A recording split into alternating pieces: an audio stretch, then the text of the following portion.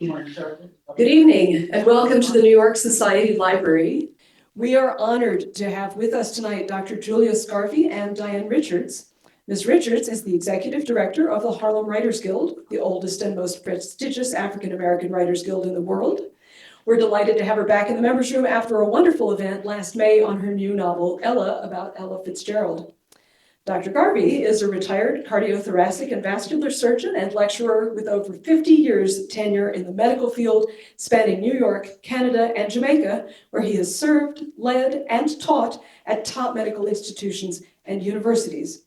Dr. Garvey has brought together a stunning list of contributors to the important new volume, Justice for Marcus Garvey, and we're pleased to have Sisters Uptown Bookstore here tonight with copies of that book and Diane Richards' Ella, so do purchase your copies after the presentation. And I will now step aside and hand the floor over to our presenters to learn more about Justice for Marcus Garvey. Thank you. Thank you. Good evening. Can you hear me? Yeah. Good evening, and I am Diane Richards, and so honored to be here with Dr. Julius Garvey. Let's give him a round of applause for bringing this incredible book together, Justice for Marcus Garvey. Look for me in the Whirlwind. And this book has a call to action. This book is for the purpose of getting exoneration for Marcus Garvey, not pardon, but exoneration. And it is an incredible list of contributors. So this evening we are going to review the book. I want to interview Dr. Garvey. And before I do, I want to let you know something. But you want to speak first? Yes. Say hello to him. Okay. Good evening, everyone. It's indeed a pleasure for me to be here in this hallowed space and hallowed ground. And with so many of you here, thank you for coming out. I know you have lots of things to do elsewhere, but it's indeed a pleasure to see so many interesting and intelligent faces present. And I'll do my best to say something about the book and, of course, entertain you in terms of question and answers.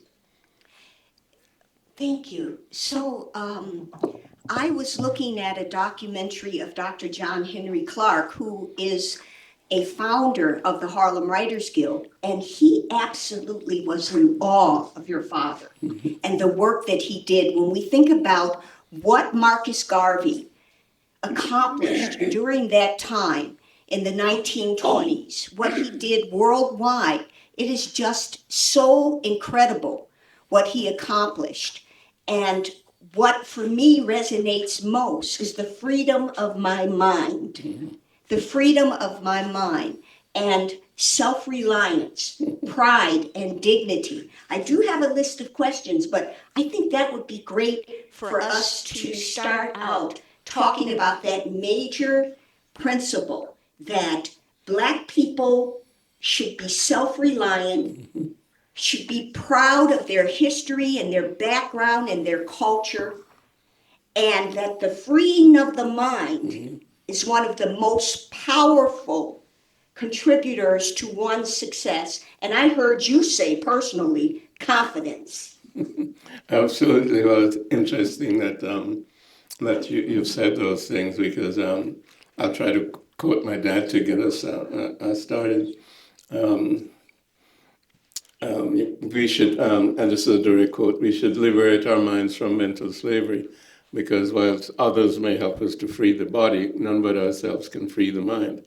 And that's central to his whole message, as you're saying, because, of course, he was born in 1887. And in the Caribbean, slavery ended about 1838, between 1834 and 1838. In the United States, it was 1863, 1865, whatever date you wish there. So he was someone who grew up, shall we say, post-slavery, but and also post, in a sense, colonialism, because 1884 and 1885 was the Berlin Conference, where Europeans sat down around the table in Berlin and divided up the continent of Africa among themselves. So, and that leads us also to another quotation. A people without the knowledge of their past history, culture, and traditions is like a tree without roots. And of course, a tree without roots is not viable. And, part of the shall we say, legacy of both enslavement and colonialism is a disassociation from our culture, from our history, and from our traditions. So this is part of what he was attempting to reconstruct in terms of his message. And he formed the Universal Negro Improvement Association and African Communities League in 1914. But he did that after, shall we say, touring the world, not just in terms of native Jamaica, or not just in terms of Caribbean and Latin America, but also England and Europe. He toured Europe for 2 years, from 1912 to 1914, and saw the conditions in Europe. He hadn't visited Africa, but he interacted with many different African students as well as others in England specifically. And he worked on a magazine called African Times and Orient Review, which was a Pan-African magazine headed by an Egyptian, a Nubian Egyptian. And so he learned extensively about Africa. There was a great library there. He went to college there, Berkeley College, also in London. So he studied England and empire from the inside as well as from the outside. And as he said, he saw that everywhere he went, the conditions of African people were at the bottom. There was no one to represent them. And of course, we know too, at that time, the only independent country in Africa was Ethiopia. So we had no representation. We were colonized, and we'd been recently enslaved. So, as he said, it came to him that it was his job, shall we say, to reconstruct African civilization. He called it the redemption of Africa. And he knew that Africa had the first civilizations, Nubia and Kemet and Ethiopia. He had studied history. And he knew that, we were the first civilization, and we actually civilized the rest of the world. And the world then invaded Africa, certainly the Arabs, as well as the Europeans from the 15th century onward. So he felt also that history was a cyclical process, meaning that we're at the bottom now. We'd been at the top, we're at the bottom now, but we would revert to the top with the appropriate measures to bring ourselves back to that height of civilization. So that was his job in creating the Universal Negro Improvement Association. He was very much influenced also by Booker T. Washington. Booker T. Washington. And that's how he ended up, coming to the States, because he read up from slavery. And he was impressed in terms of what Booker T. was doing with Tuskegee, which eventually became Tuskegee University, but it was a teacher's college at that time. And basically, industrial development in terms of skills training, carpentry and electricians and plumbing, etc., and construction building. And Booker T had an understanding that one had to enter the industrialization process, which was happening in Europe at that time. African people had to enter the industrialization process with the skills necessary. So that was what he felt, and also that was the basis of economic development. And you could not develop yourself fully as a people unless you had an economic foundation. And this was the same idea that my father had. And the reason why he was came to the States actually was to visit Booker T, to see Tuskegee, and to raise funds to develop a similar institute in Jamaica. But Booker T died in 1915. He came anyway in 1916. He met Major Moulton, who was then the principal or the head of Tuskegee. And he toured the United States at that time.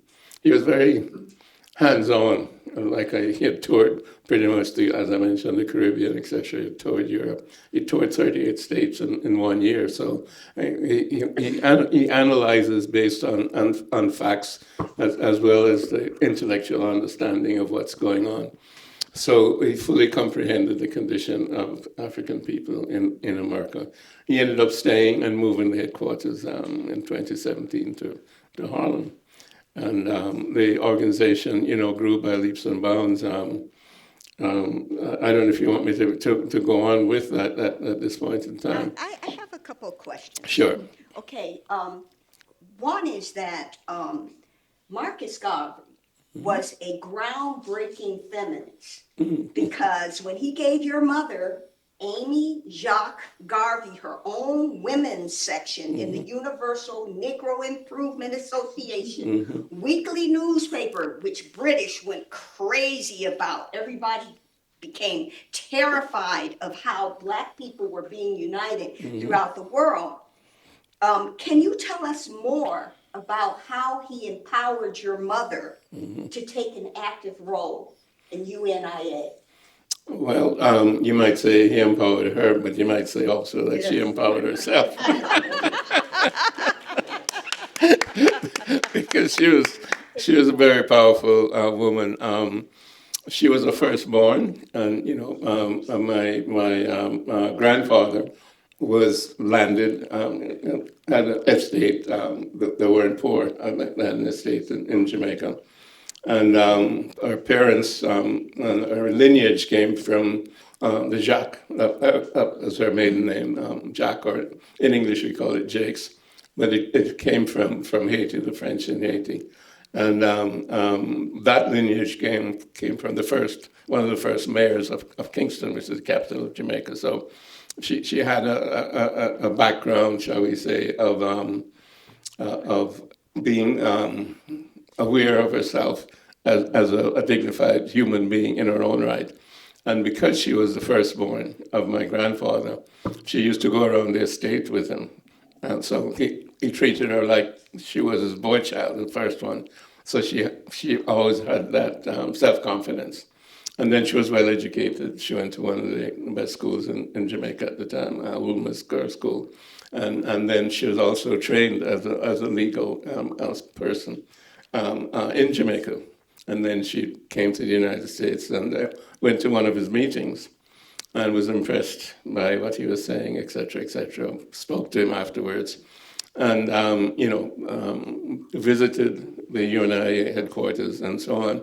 And quite frankly, at that time, the papers were in a mess, et cetera, So she ended up becoming his secretary and putting, the office together, the accounts, et cetera. She had that background. And of course, they ended up getting married. But, she was the kind of person who discussed things with him as an equal. And he treated her as an equal, in terms of her intellectual capacity. And as you mentioned, she ran the women's page of the Negro World, which was the largest weekly, black weekly, if you will, in the United States and the world at that time. And, she, after his arrest, we can get to that, in 1923, she collected not all of his works, many of his works, his speeches, etc., and editorials from the Negro World newspaper, and put them together in the book, which Philosophy and Opinions, Volumes 1 and Volume 2. And of course, he approved of it, but that preserved his writings, and she was able to publish that and publicize it, so that his work over time, has maintained itself. And she's gone on to write Garvey and Garveyism, which is the inside version, shall we say, of the development of the organization and their relationship and so on. And she birthed 2 kids. The second one is very handsome and very smart.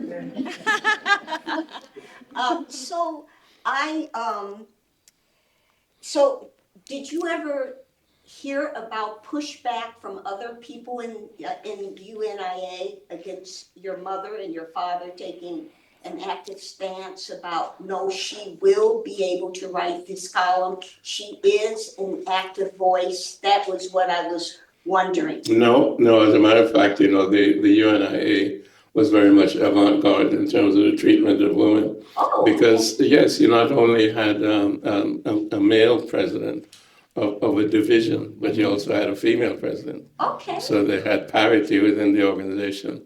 So the women ran a lot of things, different aspects of the organization. And they did it, out of their own authority. They didn't have to have a man approving it. So he treated, women on an equal basis. Well, that just So it goes was to very, show very important. you That was can't- groundbreaking at the time. You can't believe everything you see on YouTube because they were trying to say something differently. So I wanted to ask you this. In reviewing documentaries on your father's life, it is often said that he kept his own counsel and that he had his own mindset. Mhm. He said, my firm purpose, my one purpose in life is to work for the salvation of my race. Can you tell me, did your father listen to many people, or when his mind was made up, his mind was made up? He said, if you have no confidence in yourself, you're twice defeated in the race of life. But with confidence, you've won even before you've started. That's a direct quote. And, he was very intelligent. I don't think there was anybody who was his contemporary at the time who was as intelligent as he was. And I don't think so, and I'm sure he didn't think so. Even somebody like W.B. Du Bois, we can go there or we may not go there, who was the first African American to have a PhD, I think, from Harvard, and was well educated also in Berlin. But if you see if you understand the vision of my father and what he was able to accomplish, the organization had more than 6 million members by 1921, 1922, with 1,000 branches in over 40 countries worldwide and in 38 states. So it was the largest black member organization ever in the entire history of the world, so to speak. That's significant. That's saying a great deal. And the purpose of the organization then, as you mentioned, was to unite all African people around the world. So that he made us understand that we're a global people. We're not just Africans in Africa, but we're Africans wherever we were, meaning in the diaspora. He said, Africa for the Africans, those at home and those abroad. So his concept was that African civilization was a worldwide civilization with its original base, of course, in Africa. But Africans, wherever they were, culturally, etc., reflected the understanding of African people. And, I'll quote him again in a sense, which gives you a little bit of the philosophy and cosmology. He said, God and nature first made us what we are, and then out of our own creative genius, we make ourselves what we want to be. So you can see, and that's an African philosophy, and that was his. He's absolutely a poet. Well, of course, he wrote poetry. There's a book of poems that he's written. He was a playwright, etc. But I just want to make the point that that's a different cultural concept and philosophical concept and cosmological concept from Europeans, especially at the present time, where it's naked materialism, it's scientific materialism is the basis of European civilization, if you will, which is a technological civilization and doesn't put human beings at the center and doesn't understand the relationship between the human nature itself and our creator. But the African understanding is the unity of those three. And that was his essence, and that was what he was trying to reconstruct in terms of African civilization. I think one of the writers mentioned Maat, M-A-A-T. Yes, definitely. That's a concept of Kemet, Egypt.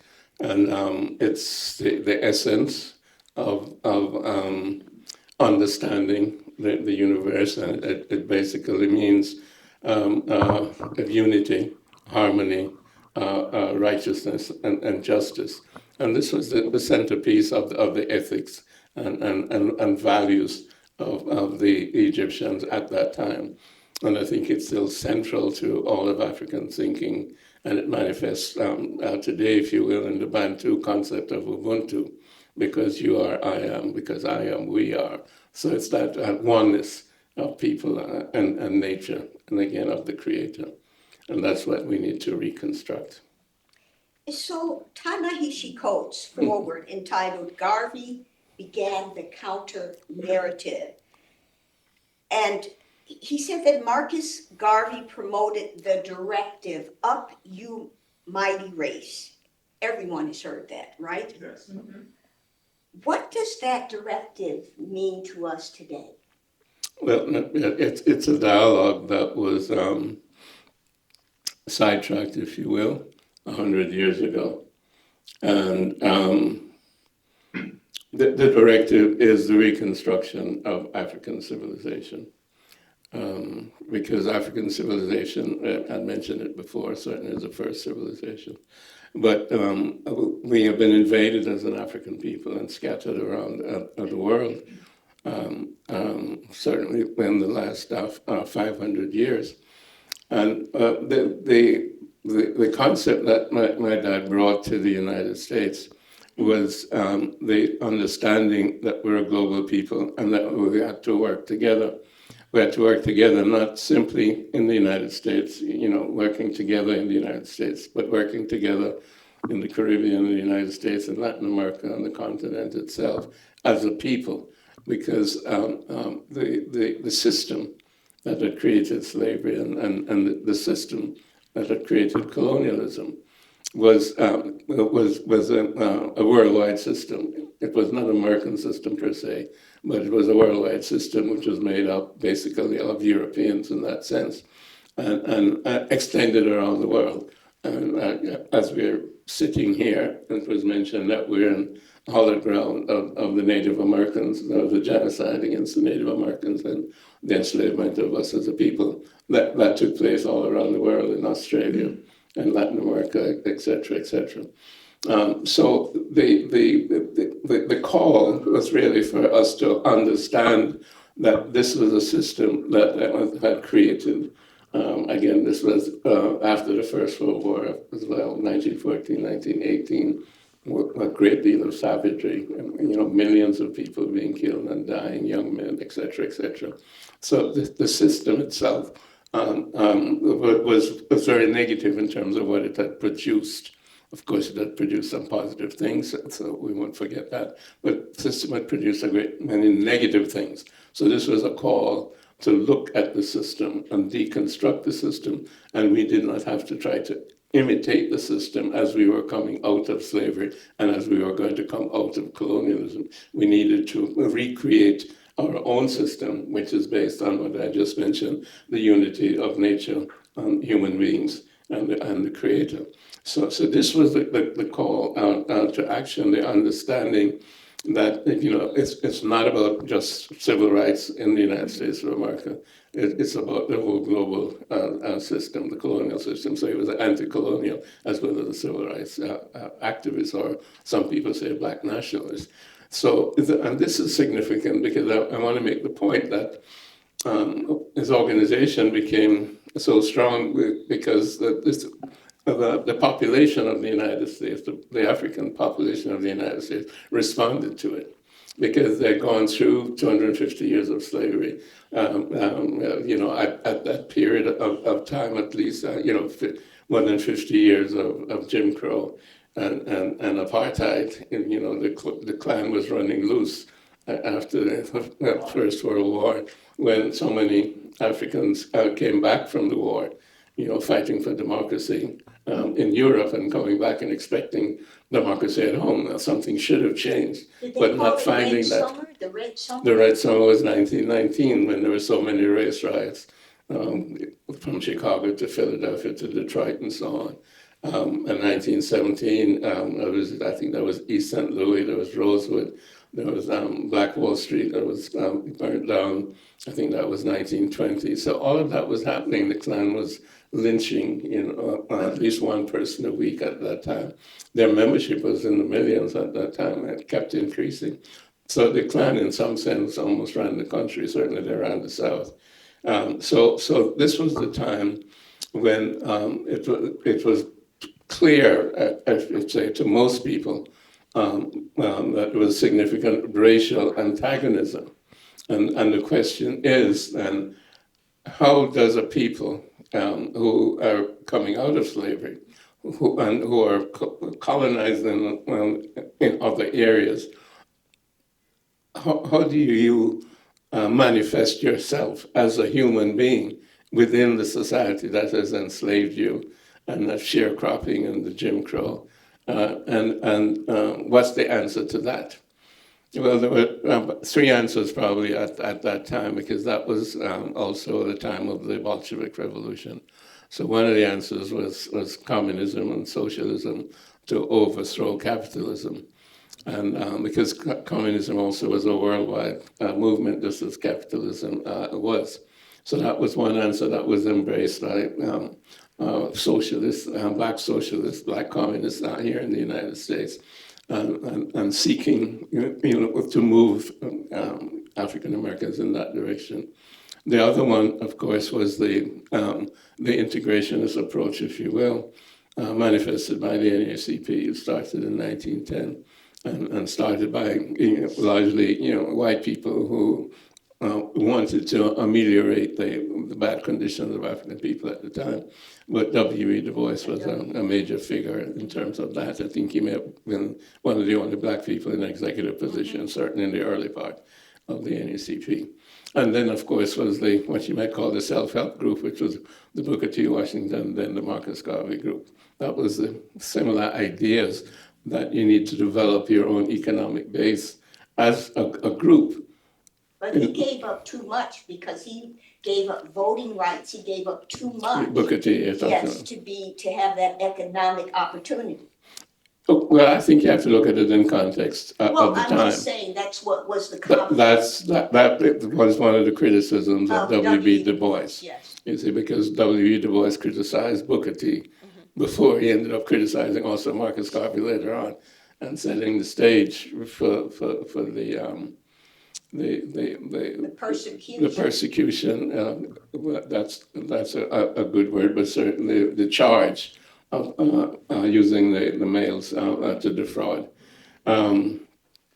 So that was what was presented then, you might say, to the Africans at that time, in the United States of America, because there had been a significant move, from the South, from farming, etc., to the North, because industrialization had started. There was the First World War. They needed bodies. A lot of white young men had gone abroad to fight in the war, and they needed people to man the factories, etc., uniforms and bullets and guns and etc. So there was a significant movement. 1 million, mostly men, migrated from the South to the North between, say, 1910 and 1925.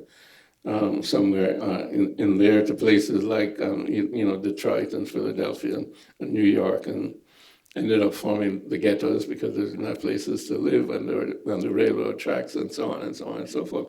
But this presented a different situation for African Americans, because before they were isolated on farms, under the pressure, shall we say, of the hegemony of the Klan and so on and so forth.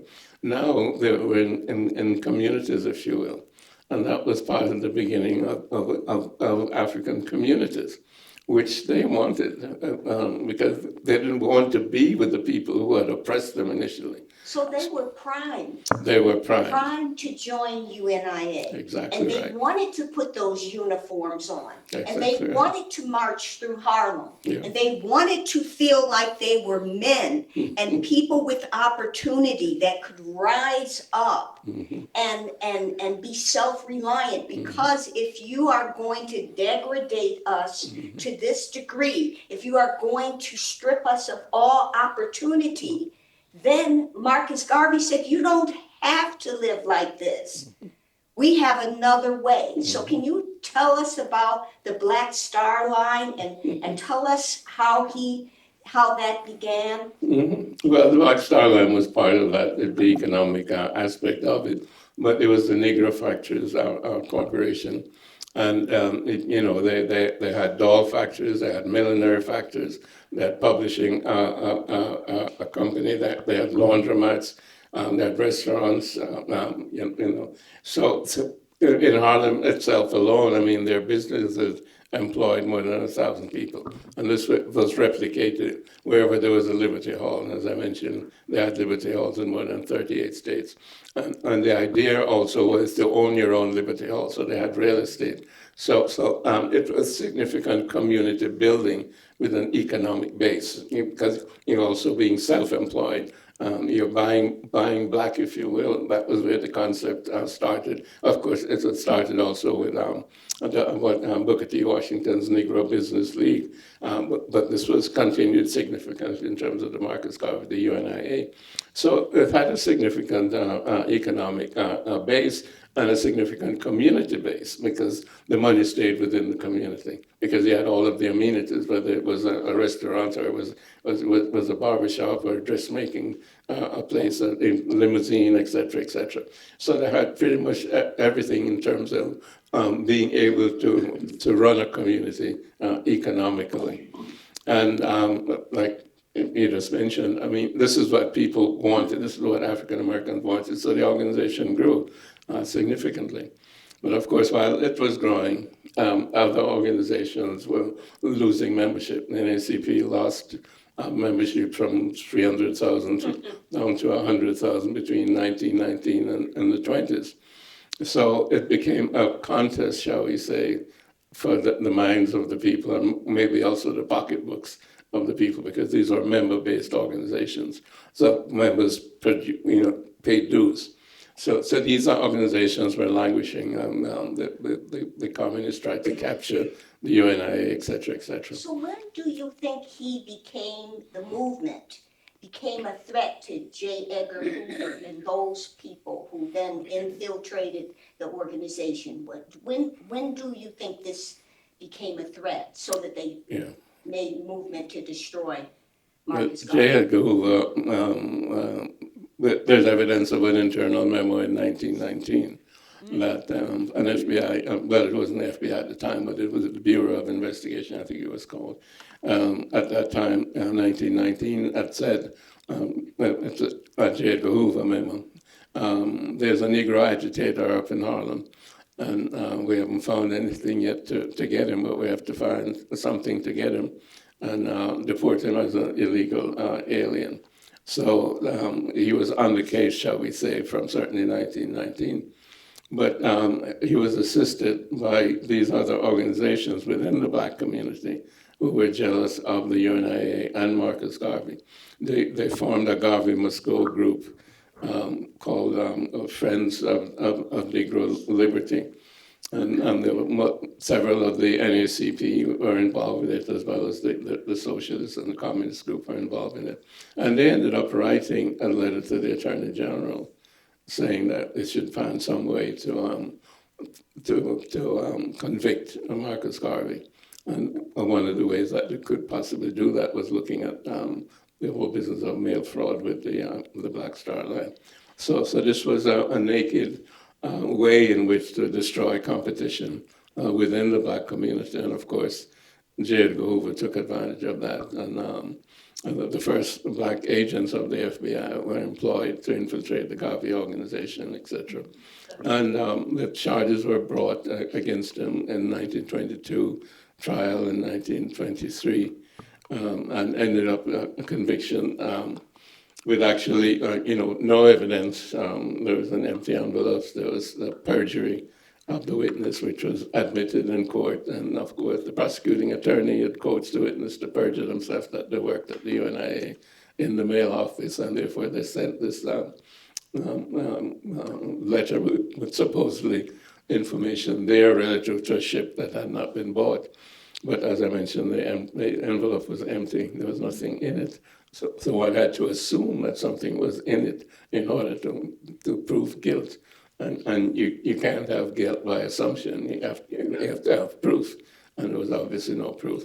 The judge himself should have recused himself because he was a member of the NAACP. He contributed funds to the NAACP. He read The Crisis, which was the NAACP magazine, which was very derogatory to Marcus Garvey in a personal way, using a lot of vituperative statements. Of course, he was an immigrant from the West Indies, and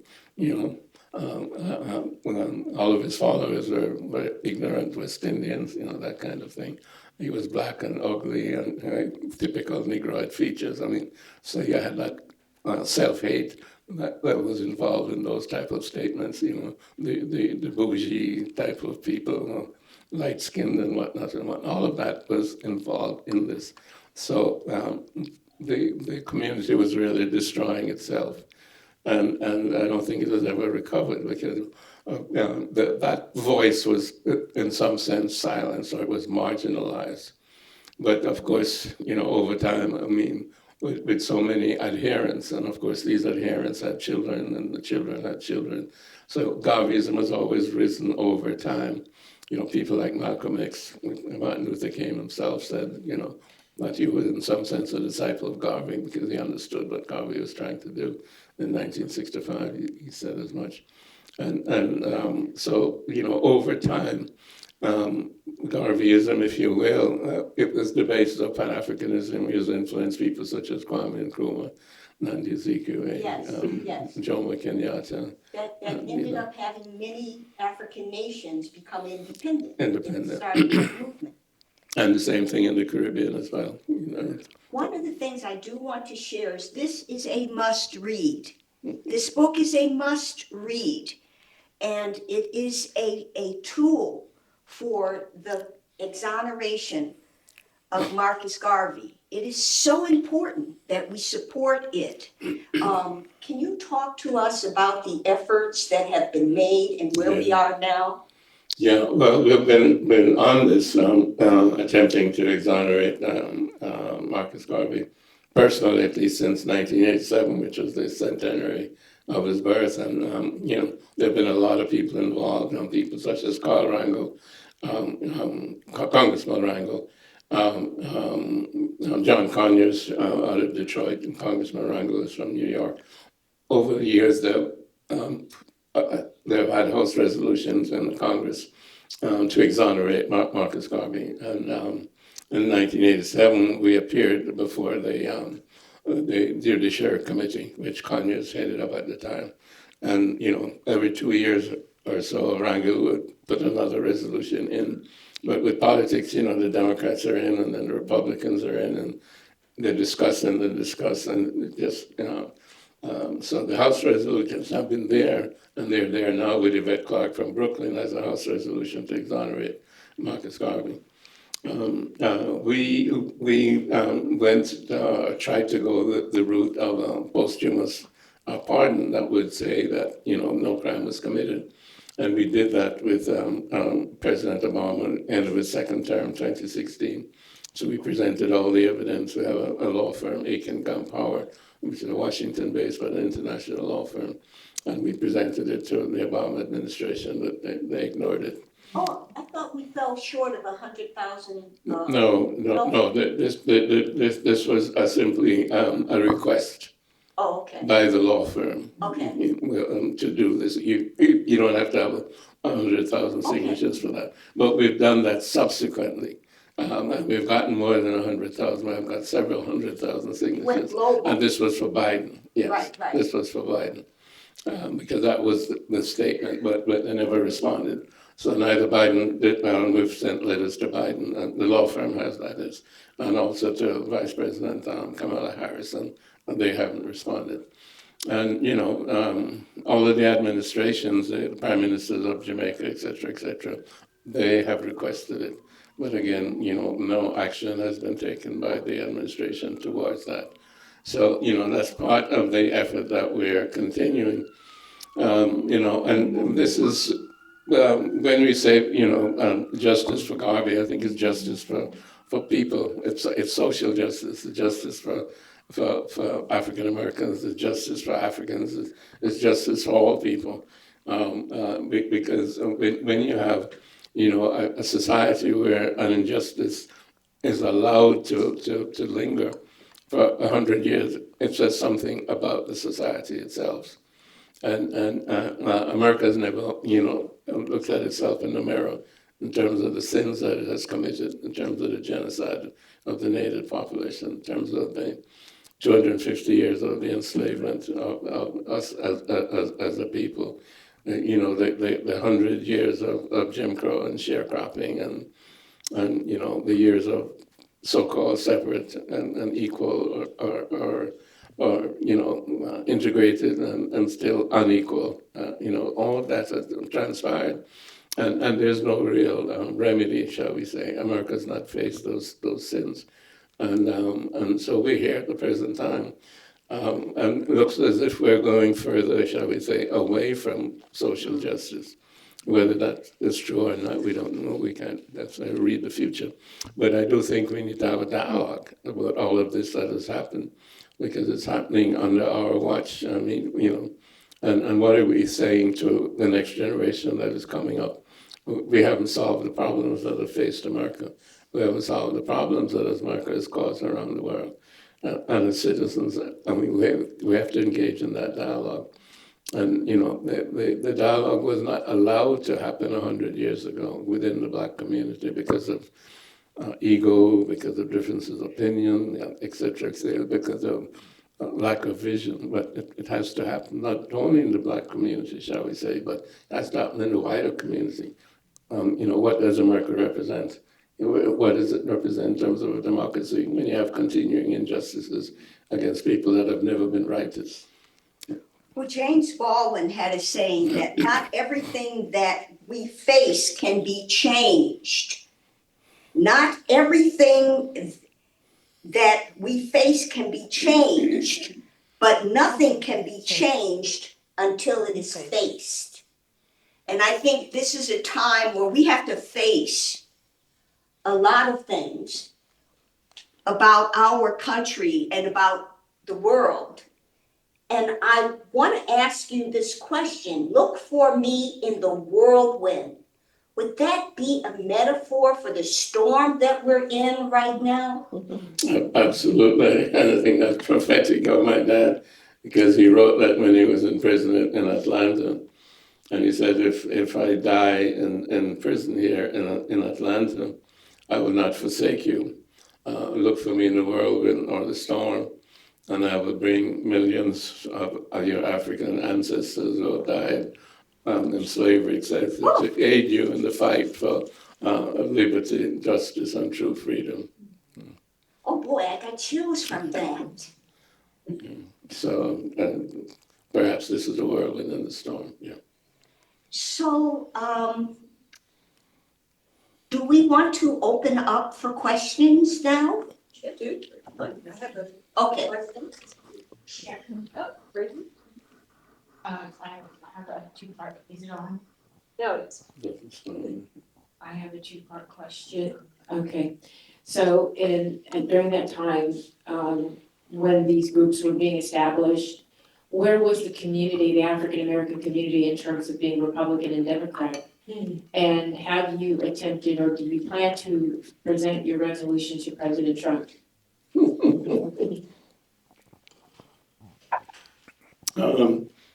I will answer the second part first, in a sense.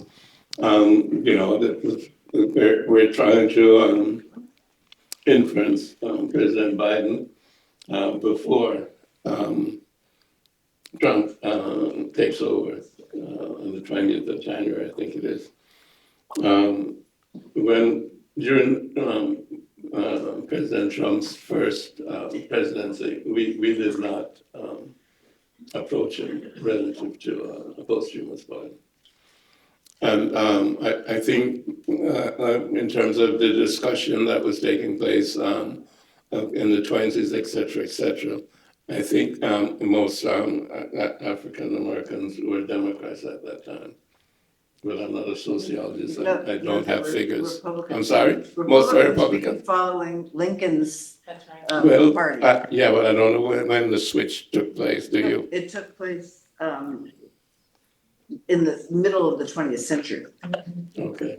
Well, with Roosevelt. Roosevelt was. Well, that's true, yes, But Roosevelt was Republican and very much, Democrat didn't mean the same thing that No, it means now. they did, well, yeah, that's for sure. It did not mean the same thing that it means now. That's right. Are you gonna approach Trump in January? Are you gonna try with his administration?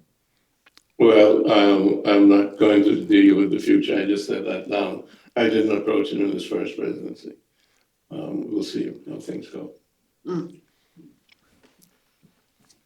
Actually, she got close to my question. Now that there's, 5 or 6 weeks left of, Biden and Kamala, who has one Jamaican parent, and what does it look like in terms of on their way out finally doing the exoneration? Well, again, we can't read the tea leaves, but we're going to continue with the pressure in that sense in terms of communicating through our law firm as well as through public opinion. Can I add to that? From Dr. John Henry Clark, he said that Marcus Garvey is a continuum.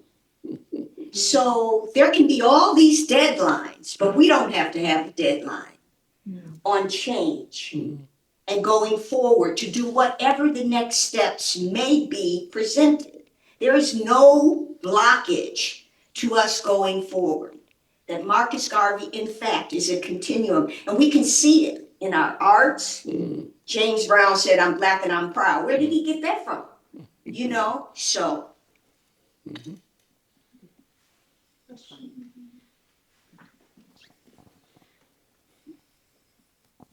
Congratulations on your book. Thank you. And Thank you. I know we're here to talk about the legacy of Marcus Garvey, but I'm interested in what drew you to vascular surgery.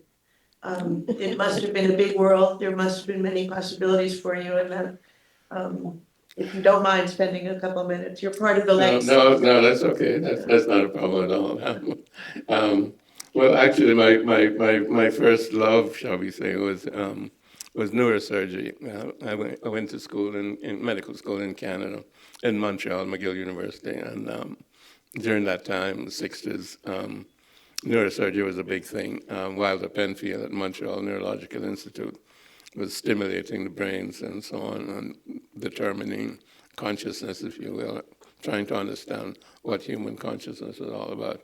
And I was very much interested in that. But then what was on the rise was cardiac surgery. And they just started to do internal mammary transplants to the left anterior descending coronary artery, etc. And later on, it was to become the first heart transplant during that period of time, or a little bit later than that. And that intrigued me tremendously. I was very interested in the physiology, shall I say, of the heart and blood vessels. So I really went into thoracic surgery based on my love for cardiac surgery. And I was a cardiothoracic surgeon. And in the latter part of my surgery, so to speak, I gravitated to vascular because initially vascular surgery was not a different specialty. It was just part of the blood vessels which came from the heart. So if you're a cardiac surgeon, you did the carotids and whatever. But it became a specialty subsequently, and I gravitated towards that over time. So vascular surgery means the blood vessels and whatever blood vessels I mentioned, the carotids and the aorta, the femoral arteries, etc. So we did that for a while before retiring. Ended up doing veins a lot at the end, which was less stressful. I retired maybe about 5 years ago. 6 years ago, yeah. So that's kind of my career: the heart, blood vessels, veins. And I used to do stuff in the chest, the lungs, etc.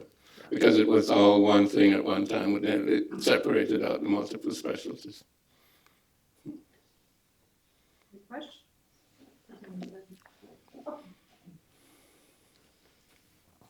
Can you tell us a little bit about how your father structured the association in terms of, was there communication other than the newsletters going to members that would join?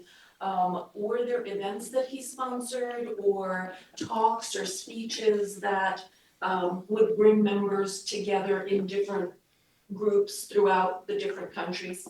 Yeah, there were independent liberty halls, with their own different presidents, etc. And there was the Negro World, which is a weekly newspaper with the editorials by him. So that was circulated through all of the different organizations, structures. And of course, he traveled significantly and spoke in different areas at different liberty halls in different countries and at invitation by different groups.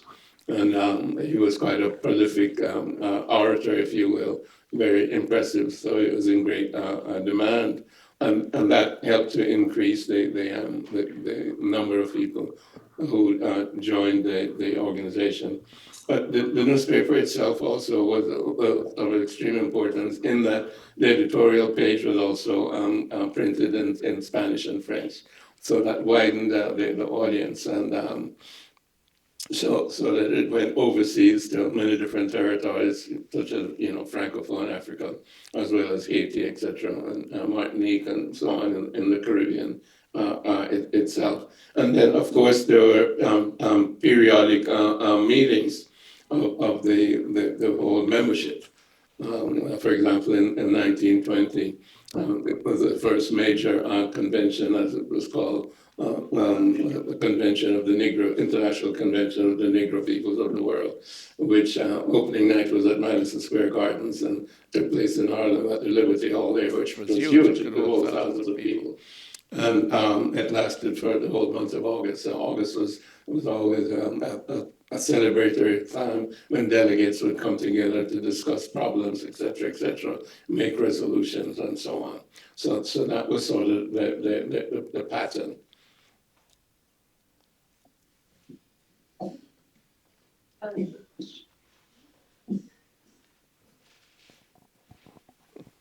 Good evening. I have to just commend you for all the work that you do, not just in terms of carrying on your father's legacy, but I'll have you know that that's not paid for. That's unsolicited. So, but Horace is a good friend. Very good.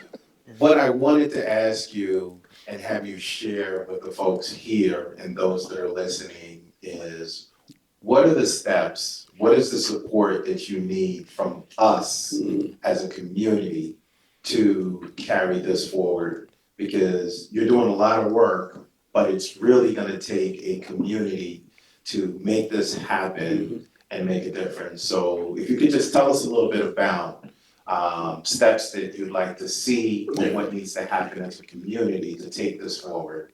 Yeah, well you're right. It's about community building, and this is the dialogue that was interrupted, shall we say, with your question that you asked earlier. This was the dialogue that was interrupted more than 100 years ago because African Americans were forming communities.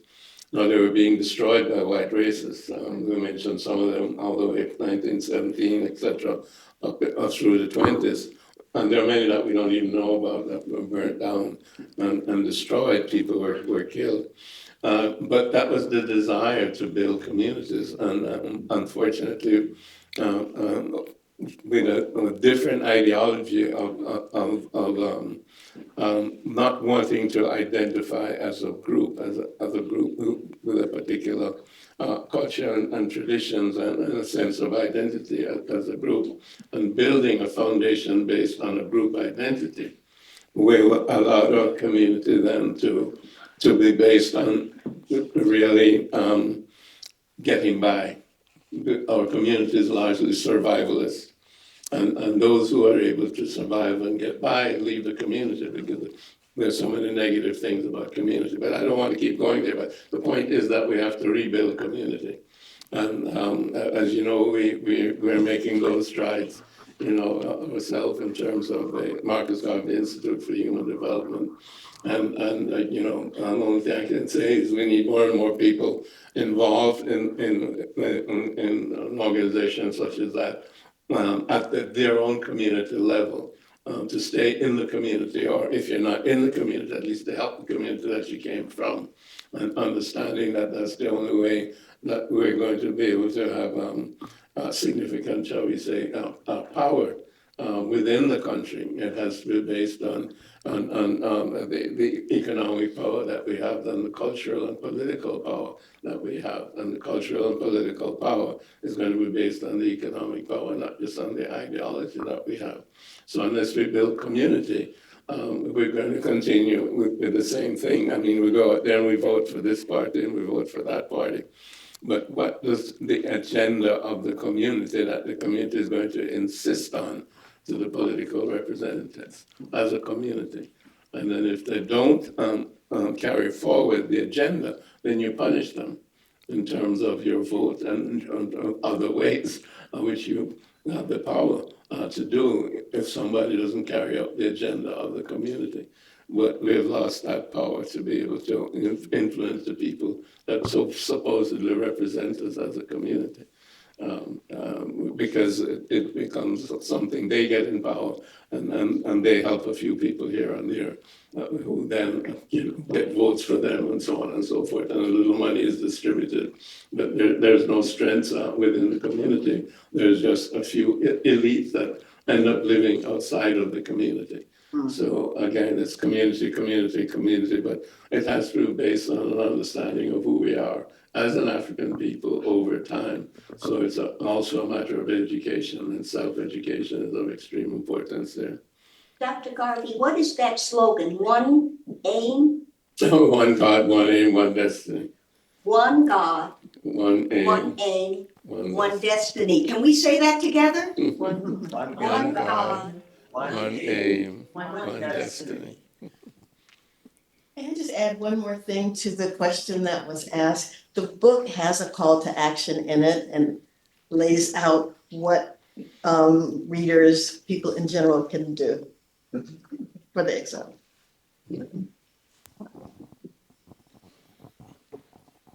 Thank you very much. This has been a really very enlightening conversation and inspiration. And I commend you for the commitment that you have at this stage in your life to continue the legacy. I'm still very young. Well, the person that's going to live to 150 is already alive on the planet, so you may be that person. But I'm curious, as I think about young people and the world that we're living in and what we're seeing both domestically and globally. And there are so many challenges and so many barriers, and the tools of technology are not always equally distributed. The resources are not available. There are many communities that are struggling. What can we tell our young people? How can we inspire and unite in them or continue to foster a development that will allow them to rise up and be engaged in our community? What's your message for you? Well, we can tell them our stories, and this is part of what this is all about. You have your story. I mean, your grandparents, your parents, great grandparents, etc. Your own knowledge as a human being, living whatever number of years. You look like you may be about 45 or so. 46. I was at the March on Washington as a high school student. See, there you go. Something like that is of extreme importance not to tell Yes. young people. There are a couple of interns here, but they don't know anything about the March in Washington. So we all have to tell our stories, and that's part of community. That's part of what you've been doing, Adrian. And that's what part of what we're trying to do, because the propaganda is so pervasive, as you know. Everybody's on their cell phone, and the different platforms tell them so much nonsense. It's all about advertising and foolishness, and you see it's pleasure seeking, and you end up with people like Diddy and so on and so forth as examples for young people to emulate. So it's difficult and it's a problem, but a concerted effort has to be made. And, I don't know that there are any ministers here, but, the church has failed us in that sense, in being a pillar of the community. It used to be, back in the day, it used to be the center of the community, but It's not that anymore because we've become a profit center more than anything else. So these are things that are wrong, and how you write all of them. I don't necessarily have a prescription, but I just know that each of us has to do the best that we can. Wherever we are, we do the best that we can, and we keep contributing, we keep giving back. Those of us who have been able to achieve something or whatever, we don't just leave the community. We give back and we help, and that's the only way that the community is going to grow. And we need events like this. I appreciate you coming here. We need to know each other, and we need to help each other in terms of the movement forward. By the way, there's somebody here who has contributed to the book. The gentleman who's the editor and publisher of Carrick News. Where is he? Did you make yourself known? Carl Rodney, where is Carl Rodney? Carl Rodney, stand up please, Carl. Yeah, thank you for coming, Carl. He's one of the major contributors to the book. Carl and his lovely wife over there.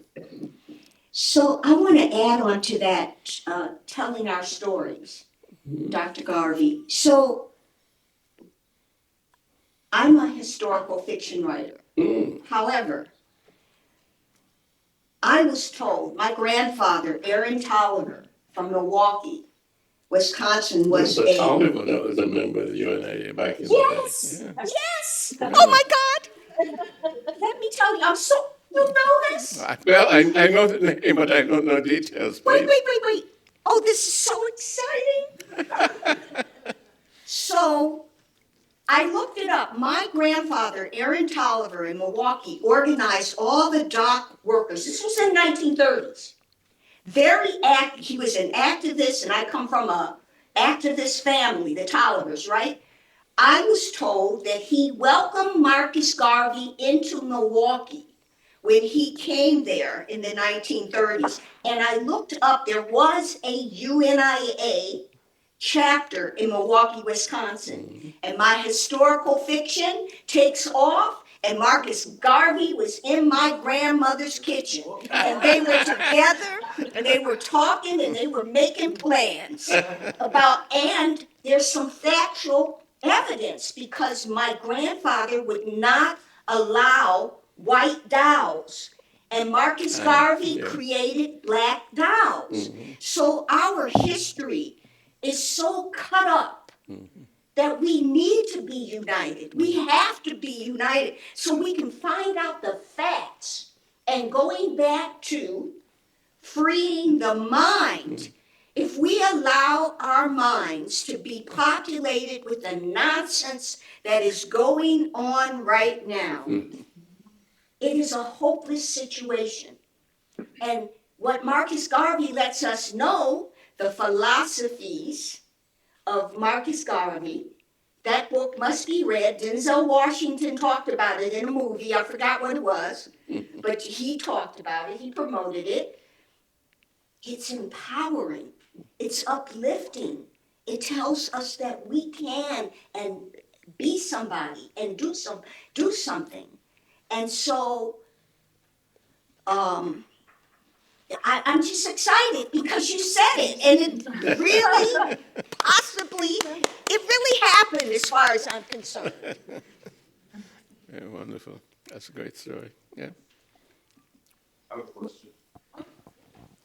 Can you hear me without the mic? Yeah. I can, yes. Thank you, Dr. Garvey, for being here, for doing this. It's the second time I've met you. I was calling this guy.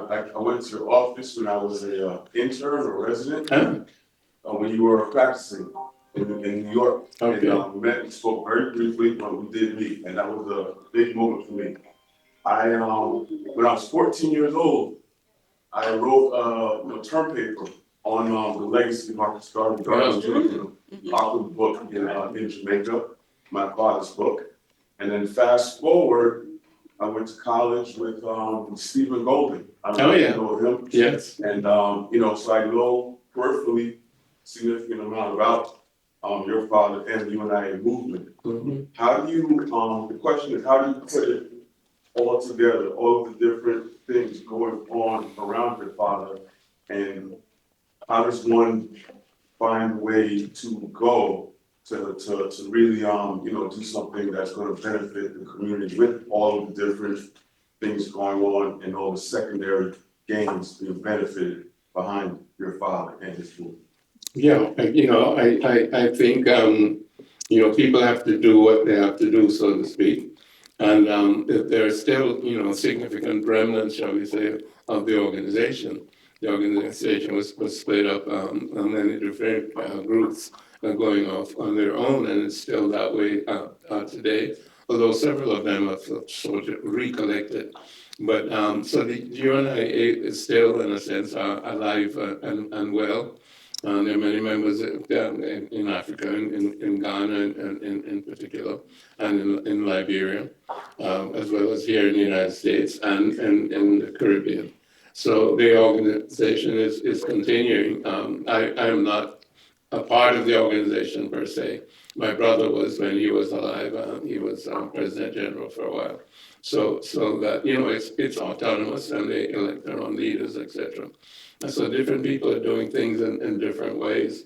There are many college courses now, certainly as people like Rupert Lewis there in Jamaica taught, Garvey's and Adam Ewing, another professor that teaches, Campbell is another one that teaches Garvey and so on and so forth. So there are many areas where, college students can get that kind of information.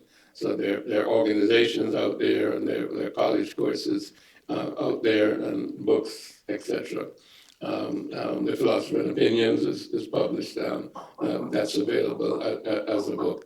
And we mentioned, John Henry Clark. John Henry Clark wrote a book with my mother, Marcus Garvey and the Vision of Africa. That's available through Black Classic Press, etc. Two of the people you mentioned have pieces in the book. Pardon? Two of the people that you mentioned, Rupert Lewis. Yes, they're in the book. Not me, yes.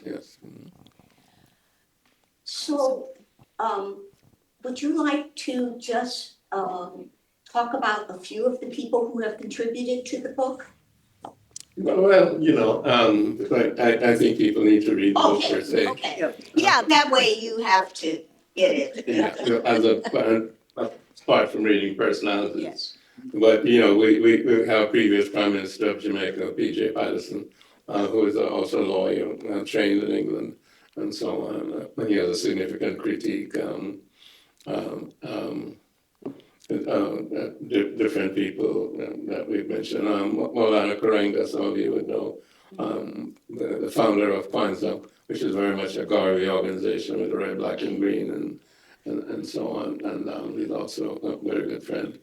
So there are several, people like Justin Ansford, who is head of the legal department at Howard University. And a member of UNESCO, African American member of UNESCO. Yeah. And also Golda Downer is Yes, the global she's a teacher. chair of the effort. Yeah, she's head of the American Caribbean group in Washington, and she's a teacher at Howard. Yeah, professor at Howard. Yeah. Several people. Yes, ma'am. Are you concerned, given the recent election, with the effect that trying to close the Department of Education, the effect that will have on all our youth? Absolutely. Like we can't predict it, but that's definitely a possibility. As you know, that whole business of teaching our history, people have been trying to prevent that. And that's been rising. Florida, etc. Different states have been doing that. So that's another cause, something that we have to fight and remedy it in terms of our own communities. We're teaching our own youth our own history. And that's something that we have to take up there. Yeah. That's why clearly this is a fight. This is not a time to be passive, and like Dr. Garvey said, we all fight in the ways that is best for us. Mm-hmm. But remembering the collective one. Thank you so much, Dr. Julius Garvey. Thank you so much, Diane Richards. I think we'll draw to a close there. Do feel free to speak to our speakers afterwards. Purchase your books from our friends from Sisters Uptown in the back of the room. Thank you for being here.